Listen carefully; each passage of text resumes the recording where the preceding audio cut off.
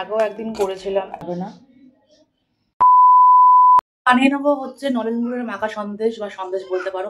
তো আগের দিন করেছিলাম হচ্ছে পিওর তোমার ছানা দিয়ে, আজকে করবো হচ্ছে একটু ময়দা মিশিয়ে। তাই তোমাদের প্রসেসটা একটু দেখিয়ে দেবো। অনেক ছোটবেলায় খেতাম, দেখতে দারুণ লাগে। ছানাগুলোকে দিয়ে দিয়েছিলাম, তারপরে আমি দিয়ে দেবো সেই নতুন গুড়টা বা খেজুর গুড়টা নতুন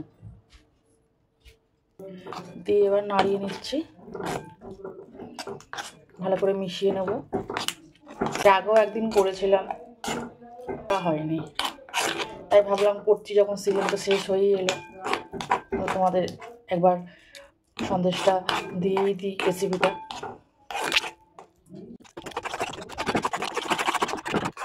আর ভালো করে নাড়াতে হবে যাতে এর মধ্যে দানা না আসে, মুখে দানা না পড়ে, তাহলে খেতে ততটা ভালো লাগবে না। আর একটু গুড় দিয়ে দিলাম, দিয়ে আমি ভালো করে মেখে থাকবো। হালকা একটা তোমার দেখলেই ময়দা মিশিয়েছি, এটাও খেয়ে দেখবো কেমন টেস্ট হয়।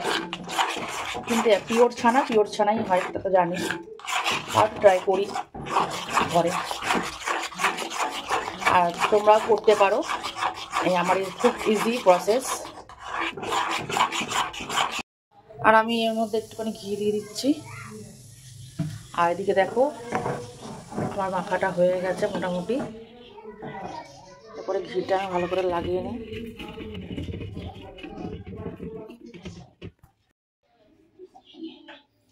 আর আমি এদিকে নামিয়ে নিচ্ছি, কারণ এক হাতে ক্যামেরা করে নামানো যাবে না।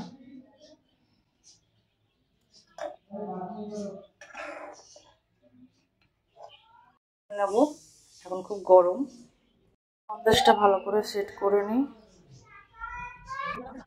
গরম তো,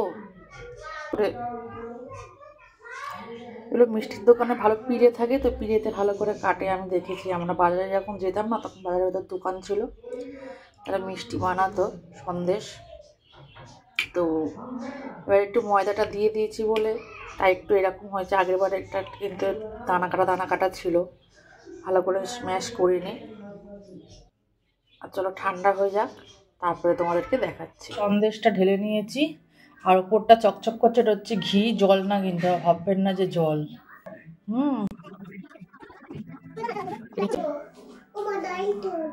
ড্রয়িং করবে? Happy birthday. এই যে কাটা হয়ে গেছে, কোন পিসটা খাই আমি? এই পিসটা খাই, ছোট পিসটা। তুমি কি খাবে? খাবে, চলো খেয়ে নি। ভালোই লাগছে, কিন্তু ময়দাটা কম দিলে একটু ভালো হতো। এবার ছাড়া দিয়েই করবো। আর আজকের এই রেসিপিটা কেমন লাগলো কমেন্ট সেকশনে কমেন্ট করে জানাবে, আর তোমরা ঘরে ট্রাই করবে। আর সত্যি বলছি, আমি না বেশি মিষ্টি খেতে পারি না। আমার ঘরের লঙ্কা কাণ্ড সবসময় জন্য লঙ্কা কাণ্ড, আমি জলের বোতলটা নিয়ে আসি। ওই পদ দিলে একটু ময়দাটা কম দিলে ভালো লাগবে।